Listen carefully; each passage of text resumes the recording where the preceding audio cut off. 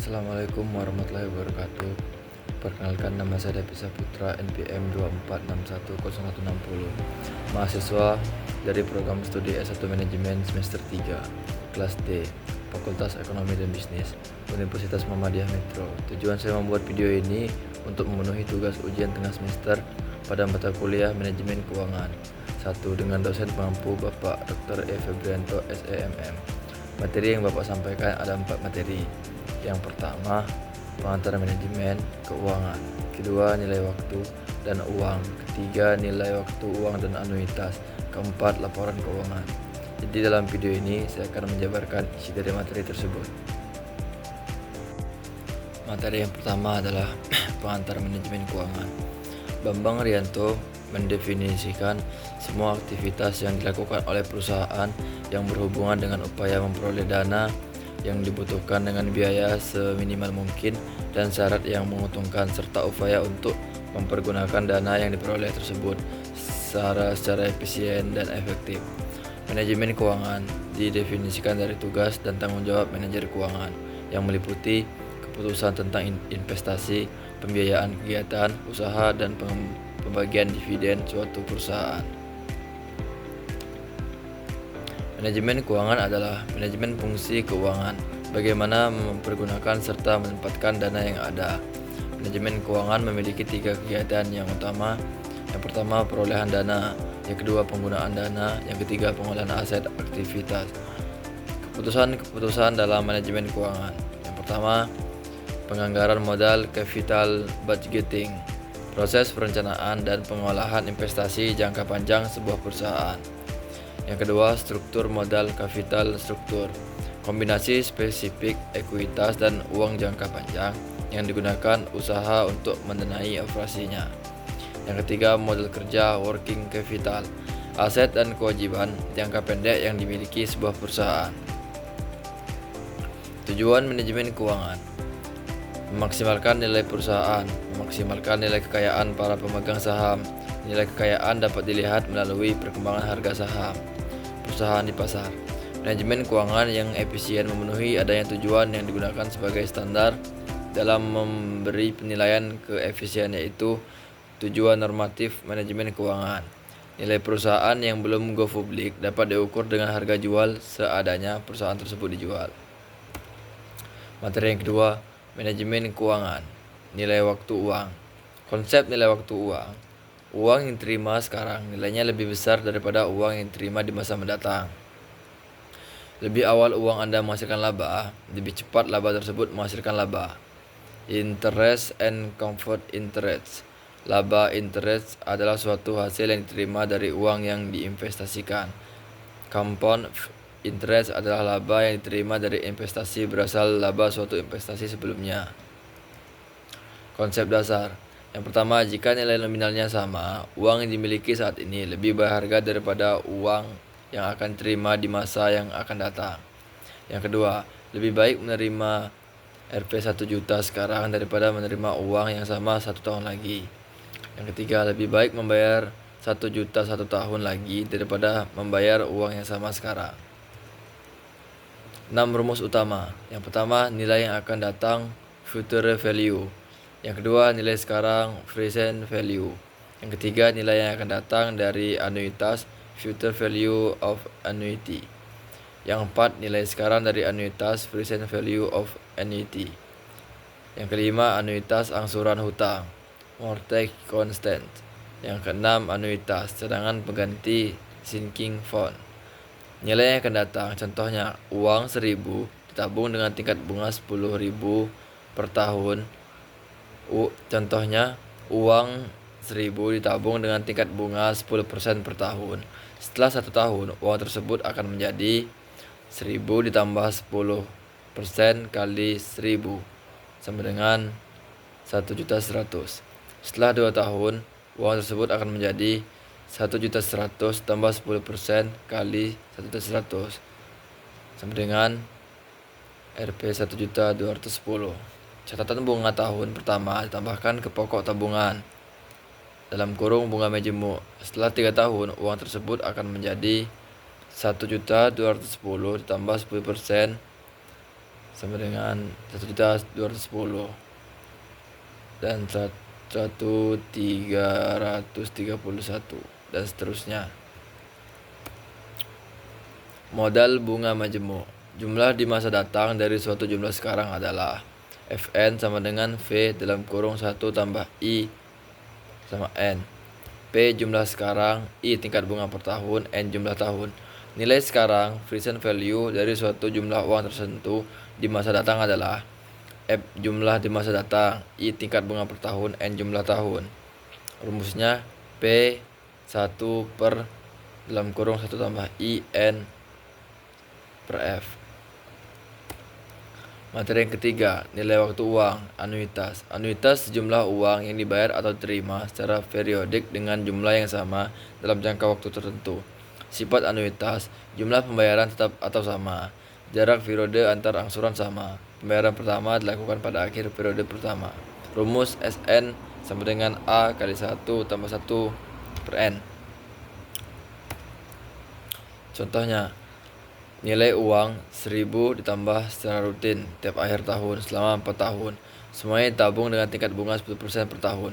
Pada akhir tahun keempat, uang yang diterima pada akhir tahun ke-1 akan menjadi 1000 kali 1 tambah 10.000 pangkat 3 sama dengan 1331.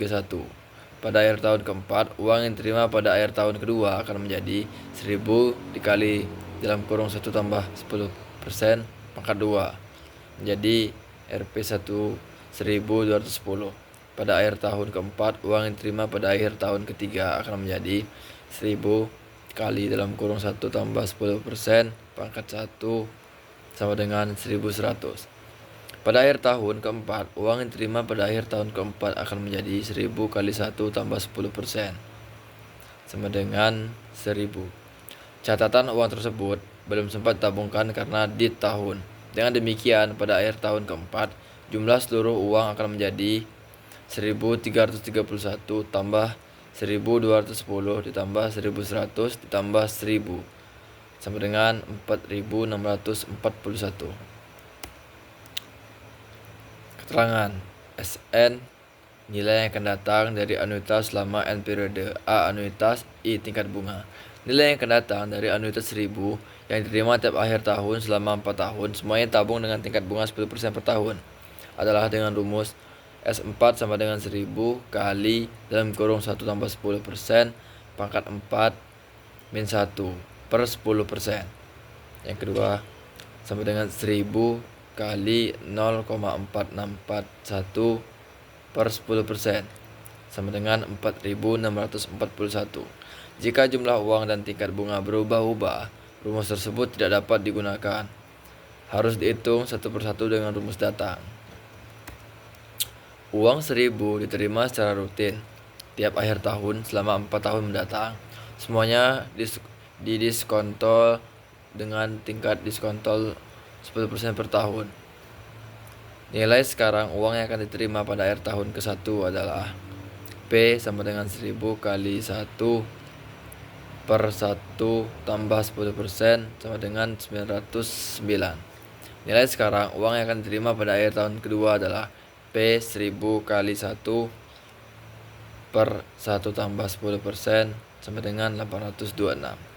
Nilai sekarang uang yang akan diterima pada akhir tahun ketiga adalah P sama dengan 1000 kali 1 1000 kali 1 per dalam kurung 1 tambah 10% pangkat 3 sama dengan 751.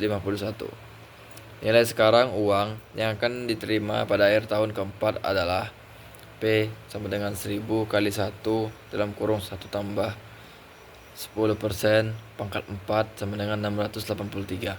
Dengan demikian, jumlah nilai sekarang dari seluruh uang yang diterima dalam kurung anuitas adalah 909 ditambah 826 ditambah 751 ditambah 683 sama dengan 3170.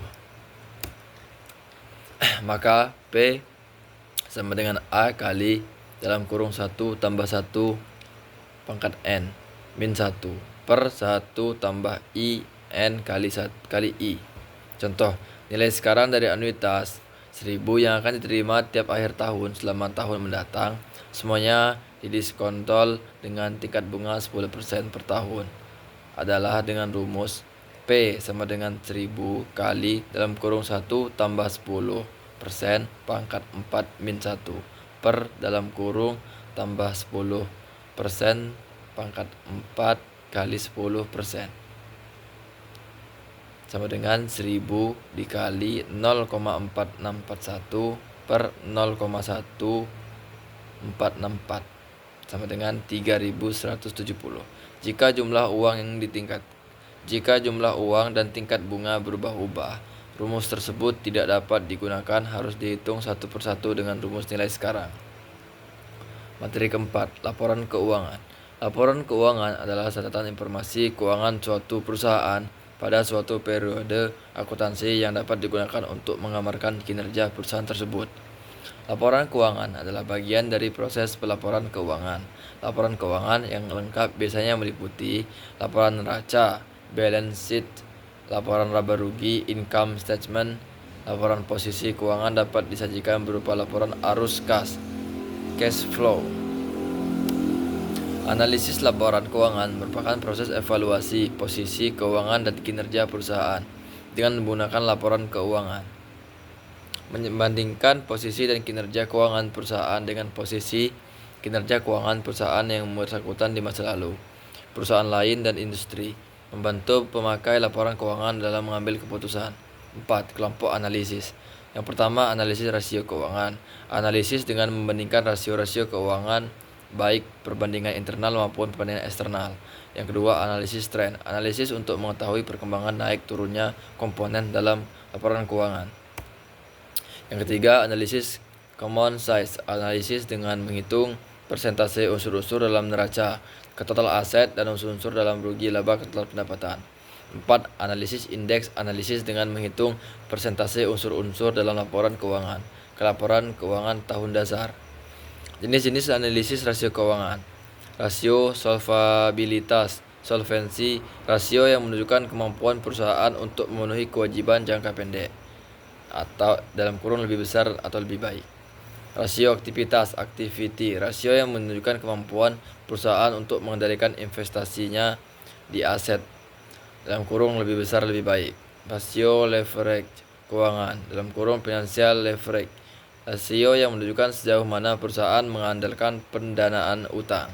Rasio probabilitas, probability, rasio yang menunjukkan sejauh mana perusahaan mampu menghasilkan laba lebih besar dan lebih baik.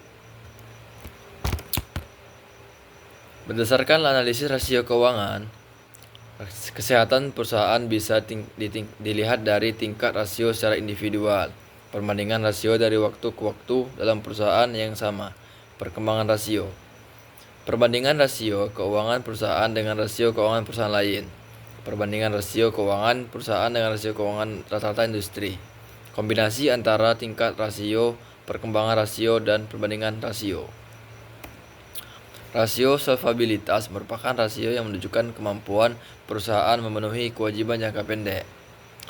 Current ratio sama dengan aset lancar per utang lancar. Quick ratio, quick asset per utang lancar. Rasio aktivitas merupakan rasio yang menunjukkan kemampuan perusahaan mengendalikan investasi di aset. Receivable turnover menandakan piutang. Inventory turnover, harga pokok penjualan persediaan. Aset turnover, pendapatan per aset.